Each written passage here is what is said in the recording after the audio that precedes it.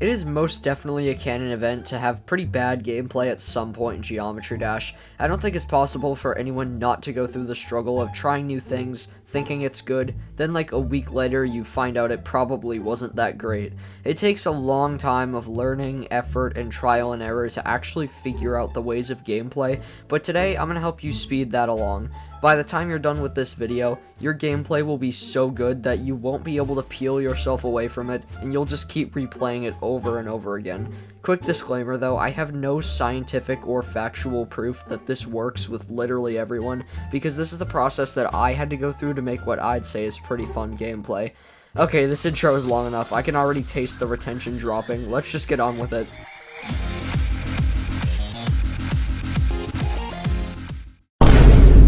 Hold on, wait just a moment. This one sounds really simple, but I see such a ridiculous amount of people making repetitive gameplay, and this step also goes quite a bit deeper than it seems, so just hear me out, okay? There's a lot of different repetitive gameplay out there, whether it's a ton of orb spam, spam in general, wave gameplay that looks like this, the classic endless staircase, and gameplay that simply never leaves the ground. There's a lot more repetitive gameplay out there, but all I can ask is that you please switch it up. Throw in some different game modes, a couple different orbs, maybe some gimmicks, and especially put in tons of gravity switches. Even if it's just a little bit at a time, putting gravity switches into your gameplay will make it significantly better. They aren't exactly necessary, but it's a lot easier to make fun gameplay with them. It's honestly pretty hard to explain exactly how to come up with non-repetitive gameplay, so let's use my layout parting ways as an example, because this might be some of the best gameplay I've ever made. I know it's been plaguing my entire channel lately, let me have this. The gameplay in the final drop is probably the most fun part of the level, so I'll use that as an example. Notice how the game mode switches are controlled, but still flowy. You use the game mode's function, like the robot's jumps or the UFO's flaps, at least once before switching to a different game mode. This part of the song has a segment that's essentially copy and pasted next to itself, so I kept the general click pattern but changed the game modes.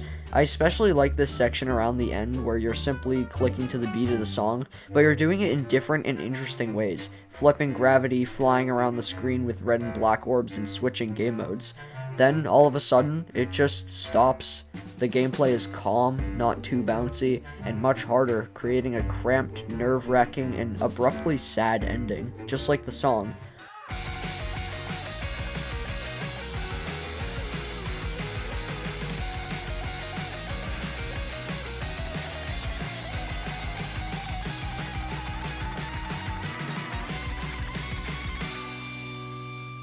So I walk down the back before the sun. This is why I love ClickSync so much, it just contributes beautifully to making a fun level. You'll also notice that the camera is swinging around, and so is the player. I feel like this is the most important part of repetition, making the player's path feel less repetitive. The player should almost never stay in one position on the y-axis. They should move up and down. They should make the camera move. Even in the sad part, the gameplay is interesting because the player is actually moving instead of being locked in place. It sounds simple, but it can seriously make or break a level. Okay, I swear the other segments in this video will be shorter. I just wanted to get my point across because a lot of people make this mistake. Moving on to step 2. This one comes a lot easier when you're making ClickSync gameplay, which is one of the reasons I love that type of gameplay so much, but it's necessary to have good song representation.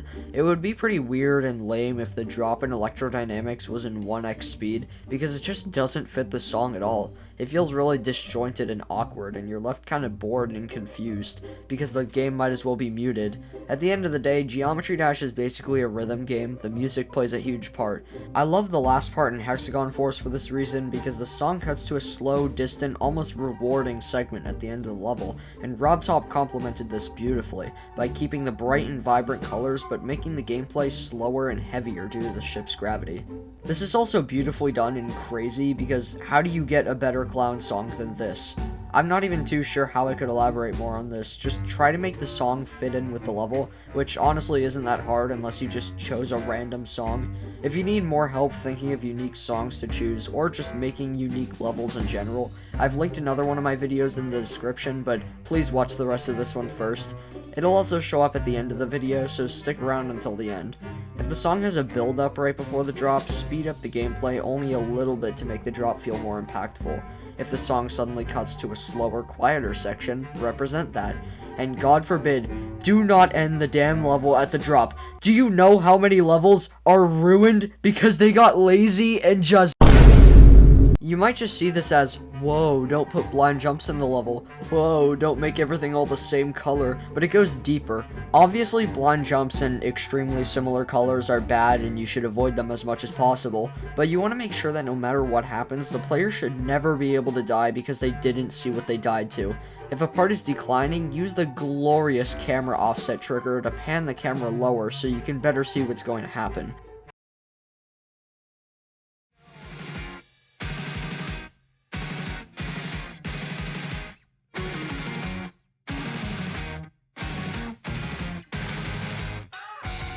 It's the same thing if you're going fast. You should either zoom the camera out or offset the camera to the right so the player can actually see what's happening. This is exactly why I hate the level Magma Bound so much, because the decoration is beautiful and the song is great, but it's completely ruined because the damn level is so fast. I usually wouldn't complain since camera triggers didn't exist when the level came out, but it felt the need to put extra borders on the edges. Why in God's name would you put borders on the sides when the goddamn level is so fast? This is stupidity! Stupidity! Anyways, the player should always be able to see what's ahead, but you should also have time to react to it. As I said before, it's especially easy now with 2.2, so I really don't see why you would possibly put blind transitions or just blind jumps into a level nowadays. I feel like I might have forgotten some ways you can avoid unsight readable gameplay, so if you have any more solutions to this problem, please leave them in the comments, because I feel like unsight readable gameplay is easily one of the most important mistakes to avoid, and I just want to cram as many ideas as possible. Some of my otherwise favorite levels have been ruined because you just can't see, which event levels just don't seem to understand. So you should always try to get playtesters or even just take a step back and play your own level to see if its gameplay is ruined by what you can't see. The path ahead might not be completely obvious at first, but you should at least be able to see it.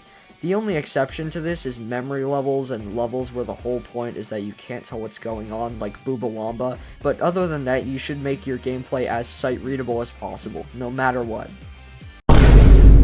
Structuring, space between structures, whether or not the level should have floating platforms, the construction of a level is also important.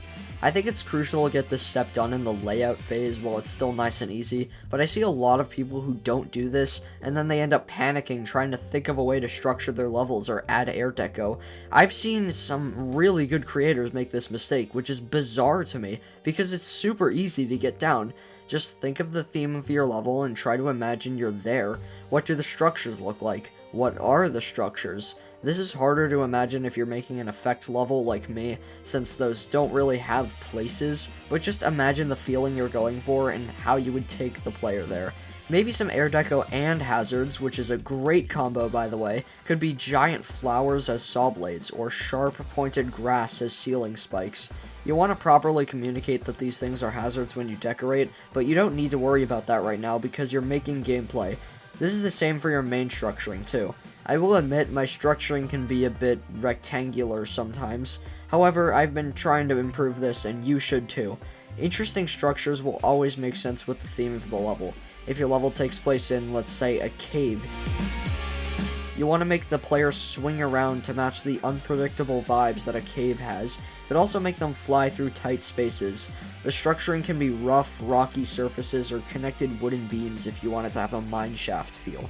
A cool gimmick could be 2 or 3 paths, either marked or memory based, where you need to fly through the correct path while the rest collapse and kill the player. Just like that, your level fits in beautifully with the theme, and your gameplay is also interesting and fun.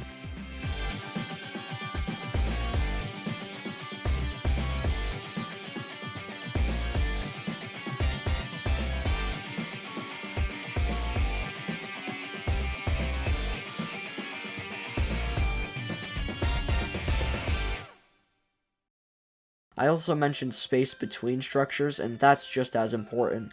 The sad part in parting ways probably wouldn't work as well if the structures were spread far apart and there were no air structures, because the part wouldn't feel as enclosed and trapped in a way. Your structures are basically another way to communicate your theme, so don't make boring old rectangles. It feels lazy and disconnected in most cases. I will admit that I've kind of been rambling for a while throughout this video, but this step is possibly the most important, so listen up. Making enjoyable gameplay is like impossible to explain, and it also comes pretty naturally, but I'll try my best. Unless the main gimmick of your level is that it only uses one game mode, please switch the game mode from time to time, or at least make it mini.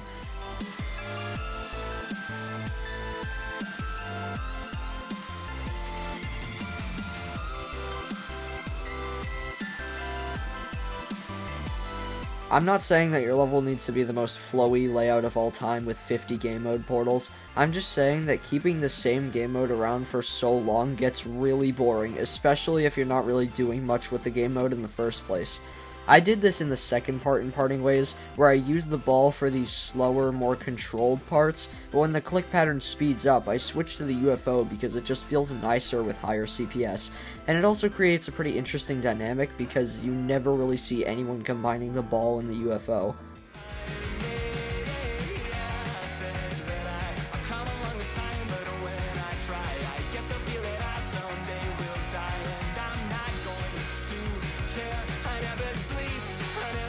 If your level is supposed to feel small and difficult, maybe use some slabs instead of normal blocks, and use the mini-robot to get those precise, tiny jumps.